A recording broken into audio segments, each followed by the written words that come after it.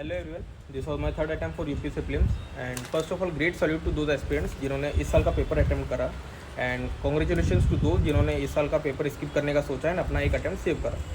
हम एस्पिरेंट्स इतनी मेहनत करते हैं, रात दिन अपने आप को एक कमरे में लॉक करके रखते हैं, फैमिली गैदरिंग्स, फ्रेंड्स, सब कुछ सारे इवेंट्स अवॉइड करते हैं, टेस्ट सीरीज़ लगाते हैं रात दिन बैठ के, पेपर के एक दिन पहले भी बैठ के हम टेस्ट सीरीज़ लगा रहे हैं, अपने आप को एनालिसिस कर रहे हैं और उसका एंड रिजल्ट ऐसा पेपर आता है जो आपके ना सिलेबस के अराउंड है, ना PYQ से आपको कुछ फ़ायदा मिल रहा है। तो ये पेपर देने का कोई सेंस था नहीं। पेपर बहुत डिफ़िकल्ट था, सीरियसली बहुत डिफ़िकल्ट था। कुछ लोग बोलेंगे कि अगर हम ये अटेम्प्ट देते तो पेपर बहुत आसानी से हम क्लियर कर लेते, पेपर इतना डिफ़िकल्ट नहीं था। तो सबसे पहले उनको बुलाओ और मारो, उसके बाद बात करना कि पेपर कैसा था। क्योंकि जो लोग एग्जामिनेशन हॉल में बैठ के ये पेपर दे रहे थे उनसे पूछो कि उनकी हार्ट बीट कितनी तेज़ थी, उनकी आंखों के सामने अपने दिन रात की जो मेहनत थी वो कैसे नज़र आ रही थी।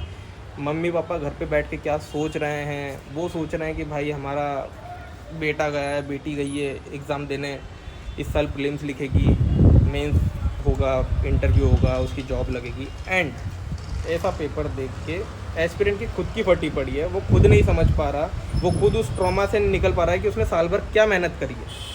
क्योंकि इतने टेस्ट सीरीज़ लगाए, इतने PYQ सॉल्व करे, इतनी मेहनत करी हमने हमारे ऊपर और उसके बाद कुछ नहीं हो पा रहा है।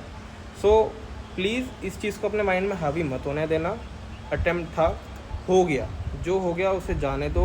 अब जो भी होगा, जो कोचिंग क्लासेस वाले हैं जो टेस्ट सीरीज़ को लेकर अपना बोल रहे हैं कि ये हमारे टेस्ट सीरीज़ से इतने क्वेश्चन आए, उतने क्वेश्चन आए, तो देखो बाद में सब हो जाता है, लेकिन हमने भी टेस्ट सीरीज़ दी है और उसके अराउंड मुझे पता है कि नहीं आया है ना। हम इकोनॉमिक्स, पॉलिटी, इन्वायरमेंट पे इतनी मेहनत करते रह गए, हिस्ट्री आ गया, सरप्राइज।